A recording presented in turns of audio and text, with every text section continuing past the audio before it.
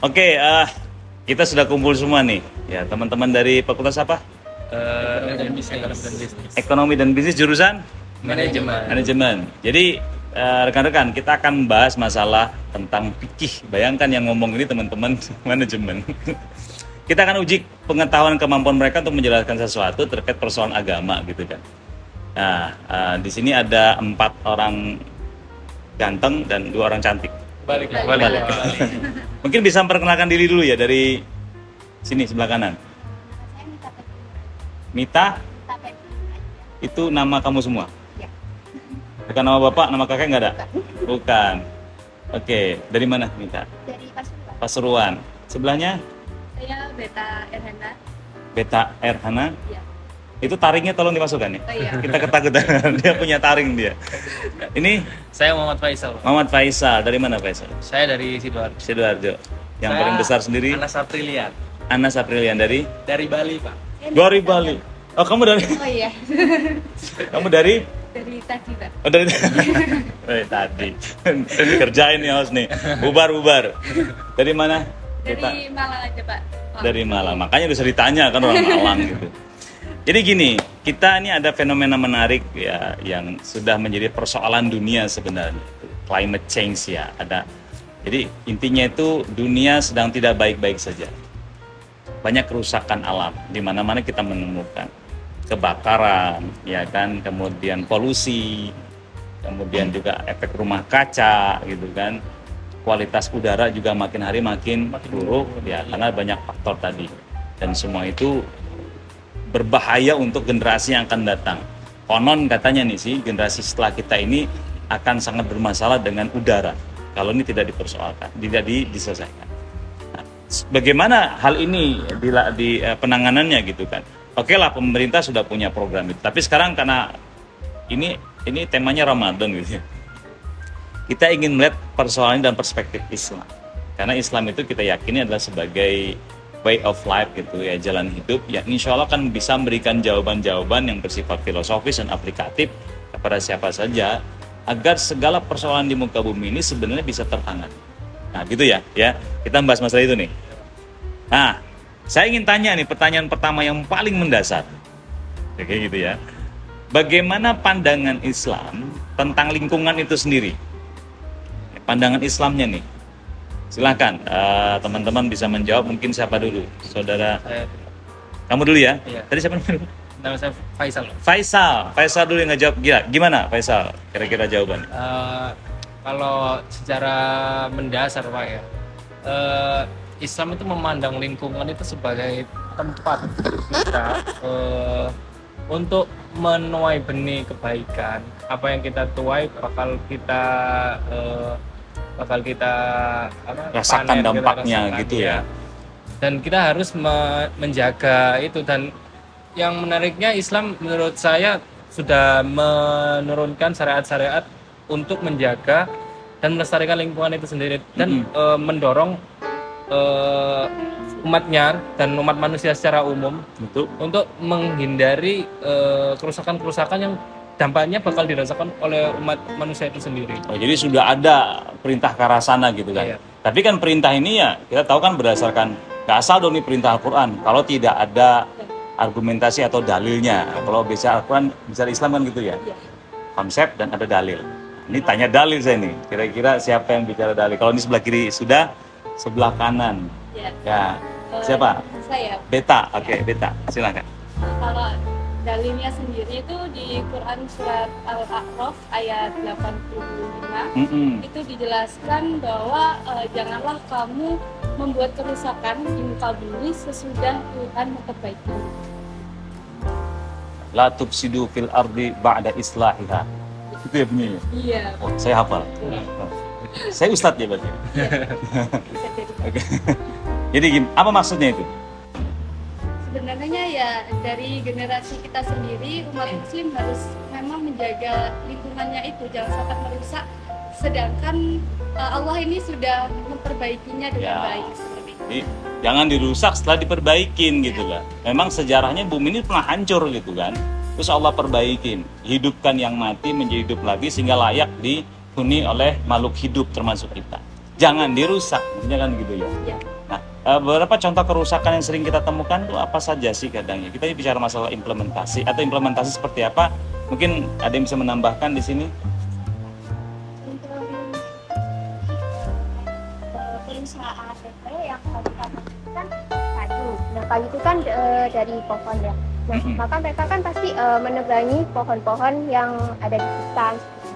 Nah jika tidak dilakukan reboisasi, nah maka kan akan terjadi seperti bencana tanah longsor, banjir, gitu ya. Artinya jangan diperlakukan begitu ya lingkungan. Ya, kalau dimanfaatkan silahkan, tapi jangan dirusak gitu kan.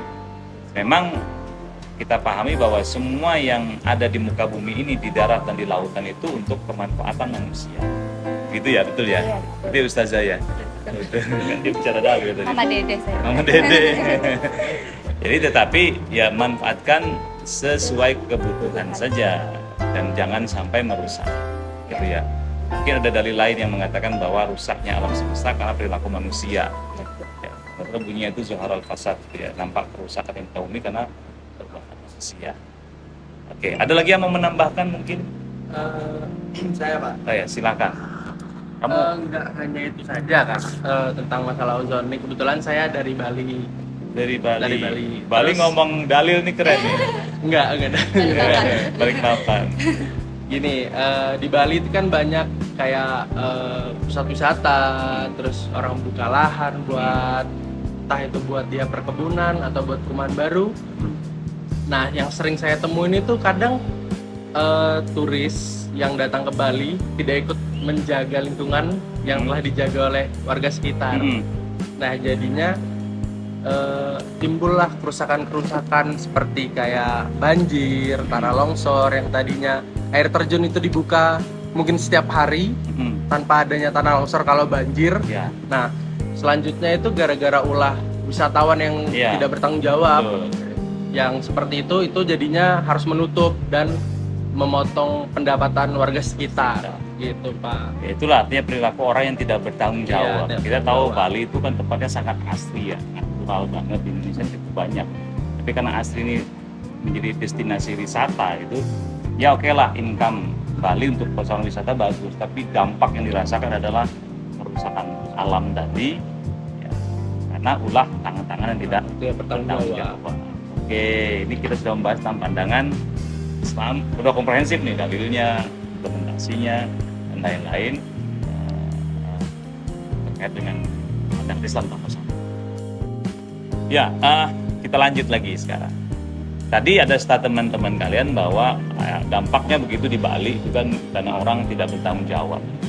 Ya kadang ada pandangan gitu ya yang egois dari beberapa orang oknum menurut saya bahwa seakan-akan dialah yang berhak memanfaatkan lingkungan secara personal. Ya kalau personal itu individu. Kadang juga ada yang bersifat perusahaan, company, corporate gitu bahwa ini wilayah saya sudah terserah saya rusak nggak ada masalah karena kan milik saya gitu kan. Tapi sebenarnya kan ya alam ini diciptakan Tuhan untuk seluruh umat manusia, ini milik bersama. Iya kan gitu kan konsepnya kan. Nah coba kalian jabarkan tentang persoalan ini. Jadi bahwa alam itu milik bersama sebenarnya. Gitu ya. Siapa lagi? Mulai dari awal lagi nih. Mas Erwin bisa beri statement tentang Faisal, ini. Pak. Mas Faisal. Faisal. Erwin siapa sih Erwin? Erwin ketua kelas, Pak. Oh iya. Kayak tetangga. Kang. Jadi gini Pak, kan secara umum pernah disinggung dalam ayat ke-29 dari surat Al-Baqarah, jika lingkungan ini tuh milik kita bersama. Allah telah menjadikan bumi secara umum, lingkungan secara umum yaitu bumi itu buat kamu, buat kita semua gitu. Apa yang satu orang menuai kebaikan di bumi itu yang merasakan bisa jadi semua penghuni di bumi itu sendiri. Atau bahkan sebaliknya, ada satu orang yang berbuat kerusakan di bumi, satu orang saja yang menimbulkan dampak domino efek itu semua orang bisa kena gitu. Jadi menurut saya permasalahan lingkungan itu harus menjadi concern untuk semua orang. Jadi bukan hanya satu orang merasa memiliki lingkungan terus bebas mengeksploitasi. Menurut saya harus concernnya harus diubah menjadi semua orang. Saya suka itu. Jadi perbuatan suatu orang dampaknya banyak orang, baik positif maupun negatif gitu ya. Ada yang nambahkan lagi? Nah, saya ingin menambahkan nih Pak. Oke. Ini dalam surah Ar-Rum nih, ayat 41. Ini saya agak baca biar nggak salah ini, soalnya berbahaya kan. Nah, itu disebutkan bahwa telah tampak kerusakan di darat dan di laut disebabkan perbuatan manusia, supaya mereka merasakan kepada mereka sebagian dari akibat perbuatan mereka. Nah, agar mereka kembali ke jalan yang benar. Maksudnya itu dari surat Ar-Rum di atas ini, untuk yang kayak keserakahan, terus perlakuan buruk kepada lingkungan, itu dapat menyengsarakan orang-orang Ya. sekitarnya, kayak tanah longsor yang tadi saya sebutkan tentang di Bali itu bisa ke masyarakat lainnya dari satu perbuatan orang kayak gitu sih Pak. Itu ya ayatnya menjelaskan bahwa ini tadi kerusakan di muka bumi itu karena ulah tangan manusia. Bumi rusak tapi ulah tangan manusia. Bumi kan sifatnya umum gitu ya. Yang rusak manusia gara-gara satu individu atau dua orang yang rusak secara keseluruhan. Ya, ada lagi yang menambahkan perspektif lain? Benar sekali apa yang dikatakan Anas tadi. Nah, bumi itu kan tempat tinggal hidup dan makhluk Allah lainnya yang sudah diciptakan oleh Allah dengan penuh rahmatnya.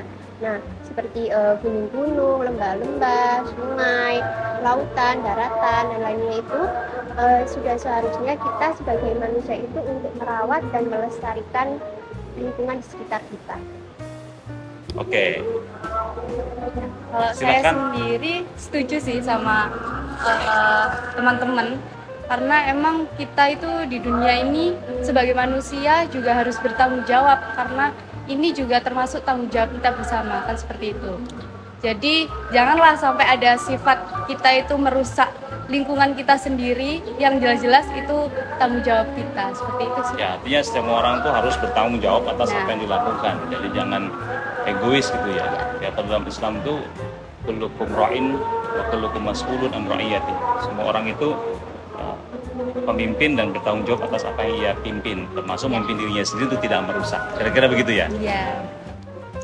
Oke, nah sekarang kita coba lihat persoalan ini lebih mendasar ya, karena kita bicara masalah fikih lingkungan. Dari tadi kita sudah menjelaskan tentang definisi lingkungan, dampaknya, dan lain-lain. Tapi spesifik kepada bagaimana Islam melihat persoalan ini dalam perspektif fikih. Fikih itu kan berpikir mendalam yang berdasarkan argumentasi atau dalil. Tetapi dikaitkan dengan persoalan yang lebih profan, dan lebih modern gitu, atau disebut dengan komprehensif. Kira-kira begitu ya? Wah, ini luar biasa pertanyaan ini. Jadi bagaimana fikih lingkungan dikaitkan dengan lingkungan yang saat ini atau yang lebih kontemporer? Siapa yang pertama? Saya Bang. Faisal. Kalau menurut saya sebenarnya di balik kerusakan yang kita lihat di sekitar kita ya, lingkungan di sekitar kita, itu sebenarnya udah banyak yang mulai concern, udah banyak yang mulai melakukan mitigasi, antisipasi terhadap kerusakan-kerusakan yang jauh lebih parah ya. Apalagi skalanya yang besar seperti corporate atau apa kan, untuk saat ini, untuk masa modern yang saat ini kan, kalau setahu saya itu perusahaan atau corporate itu memiliki kebijakan tanggung jawab sosialnya. Salah satunya tanggung jawab sosial di bidang lingkungan itu, green. Oh gitu ya. Jadi corporate juga ada kebijakan seperti itu. Oke, gitu ya. Nah sekarang mungkin ada tambahan yang mungkin lebih spesifik ke bagaimana pandangan fikih lingkungannya, itu ya. Mungkin saudara sebelah kanan, Beta. Mungkin pada dasarnya memang teknologi ini memiliki dua sisi ya, ya baik ataupun buruk seperti itu. Nah, Dua mata uang gitu loh, dua Iya. sisi mata uang. dan juga teknologi pada dasarnya merupakan sarana atau wasilah yang memiliki kaidah fikihnya sendiri. Nah, contohnya itu seperti kayak kita menggunakan laptop misalkan. Itu kan tergantung tujuan kita menggunakannya seperti apa. Kalau baik ya pasti kembali lagi baik, kalau buruk ya pasti buruk. Seperti itu sih Pak. Ya, good. Itu memang standar fikihnya begitu sih menurut saya. Fikih itu kan bicara masalah khususnya terkait persoalan-persoalan modern itu ya. Itu lebih titik tekannya kepada maqasid namanya. Maqasid syariah atau bicara masalah tujuan, kemaslahatan itu apa, itu paling ditekankan dalam fikih kita. Kalau misalnya betul tadi kita menggunakan apa tadi? Laptop. laptop misalnya, bagus teknologinya bagus, tapi persoalannya adalah apakah dampak yang kita timbulkan dari pengguna laptop tadi. Teknologi misalnya kita Chainsaw untuk menggergaji. Bayangkan dengan gergaji modern ini kita sanggup memotong kayu lebih cepat. Kalau dulu pakai kampak kan udah tangan kapalan gitu kan. Yang dipotong cuma separuh pohon, nggak sampai penuh malah. Istirahatnya 2 hari 3 hari. Tapi sekarang itu bisa sampai 10 20, bahkan teknologi sekarang itu bisa membuat pohon banyak. Ya kalau untuk kemanfaatan manusia silakan. Tapi kalau kemudian ini untuk merusak hutan, nah ini menjadi salah dalam perspektif fikih kita. Ya, fikih lingkungan mungkin begitu Ustazah ya. Ya. Gitu ya. Oke, sepertinya itu adalah penghujung dari pertemuan kita kali ini. Ini kita sudah mendengar sayup-sayup suara mengaji karena kebetulan pemirsa ini pas Jumatan ya. Dan sebentar lagi kita harus mengejar Jumatan untuk ngejar ontaknya. Katanya kan begitu. Sab depan itu dapat onta, sab selanjutnya dapat sapi, sab belakang dapat tai burung, tai ayam, dapat ayam terus tai ayam katanya. Apalagi kalau terlambat gitu. Ya itu saja mungkin yang luar biasa pertemuan kali ini ya. Bayangkan teman-teman mahasiswa manajemen yang ngurusin managing gitu. Calon-calon manajer bicara masalah lingkungan dalam perspektif fikih kita. Dan luar biasa, applause dulu untuk kalian semua.